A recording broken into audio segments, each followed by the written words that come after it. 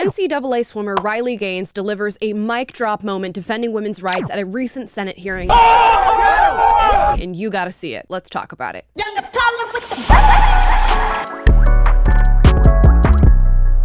Guys, before we get into this now viral video, please like and subscribe. I want as many people to find this channel as possible so you know what to do. Riley Gaines, you all know her as the now famous NCAA swimmer that has spoken out against Leah Thomas being able to compete against women. She's at a Senate hearing that is surrounding LGBTQ plus Americans. It's titled Protecting Pride, Defending the Civil Rights of LGBTQ plus Americans. Now, she testified before the Senate, which I imagine is a very nerve-wracking thing to do. If it is to be said. I'm sorry? If it is to be said, so it is. But she held her own, and especially in this clip. I don't believe that a biological male has a physical advantage in sports over a biological female. Not as a definitive statement. Give me an example. Well, no, I don't think. How many female members of the NBA do you see? Well, I can say that, there's been this news article about men that think that they could beat Serena Williams in tennis, right? That they think that they could actually score a point on her. And it's just not the case. She is stronger than that. What's your experience, Ben? Male, female? Both Serena and Venus lost to the 203rd ranked male tennis player, which they're phenoms for women. My experience, my husband, he swam at University of Kentucky as well. In terms of accolades and in terms of national ranking, I was a much better swimmer than him. He could kick my butt any day of the week without trying. I love Riley's just calm, cool, collected delivery of an outright fact that just completely demolished the argument that this woman is making. And for those of you who do not recognize this woman, she is the current sitting president of the Human Rights Campaign. And for those of you who don't know what the Human Rights Campaign is, it is a massive LGBTQ plus organization that claims to be continuing the fight for equality and is often at the front lines of the debates surrounding gender ideology, the transgender movement, and anything that has to do with the LGBTQ plus agenda here in the United States of America. So she's going up against the big dogs in front of the US Senate, and she held her own by simply stating facts.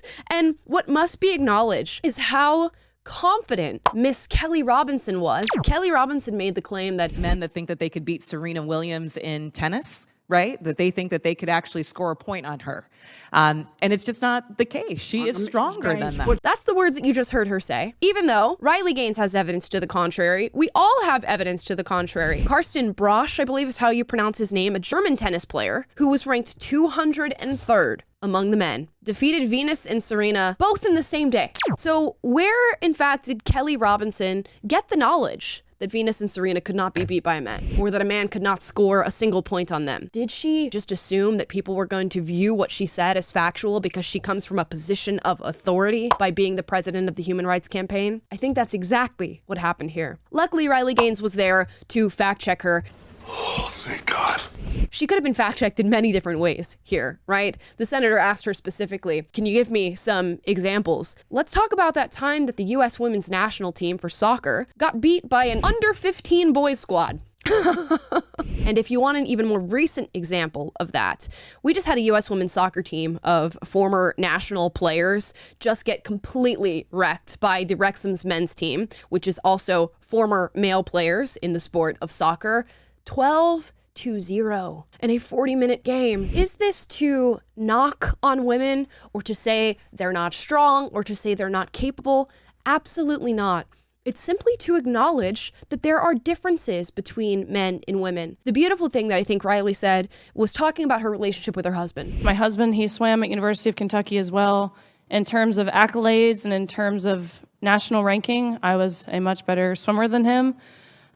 He could kick my butt any day of the week without trying. So what do you think is going to happen when you allow somebody like Leah Thomas or any other biological man in any other female sport to go and compete against these women? We know it's not fair. We know it's not right. We know women are competing with a disadvantage. Why not simply acknowledge that? And for Kelly Robinson, the president of the Human Rights Campaign, acknowledging that objective reality and that objective fact does not stop your fight for trans rights. You don't have to completely abandon all objectivity and all reality in order to support the things that you support.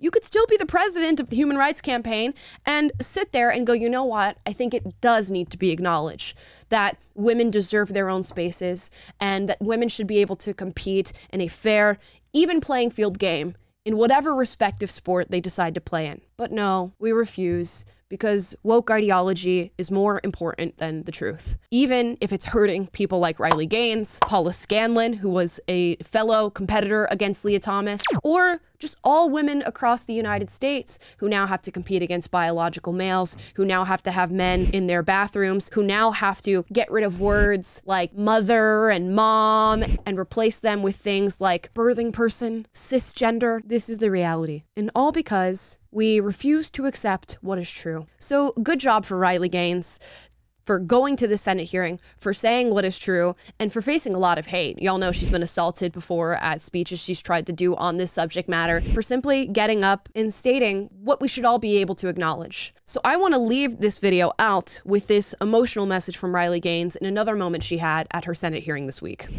The NCAA forced me and my female swimmers to share a locker room with Thomas, a 6'4", 22-year-old male equipped with and exposing male genitalia.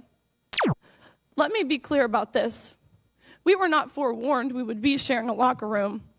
No one asked for our consent, and we did not give our consent. And I'll set the scene. A swimming locker room is not a place of modesty. You're undressing, you're fully exposed, and we were forced to take off our swimsuit in front of a man who was doing the exact same thing. If nothing else, I truly hope how you can see this as a violation of our right to privacy, and how some of us have felt uncomfortable, embarrassed, and even traumatized by this experience. This is the underpinning of the things we're talking about. It doesn't just have to do with, scoring goals at a soccer game or who wins. It has to do with women's spaces, women's privacy, women's safety. And Riley Gaines did not ask to be put in this situation, but certainly stepped up to the plate when it came to taking on this battle for women's rights.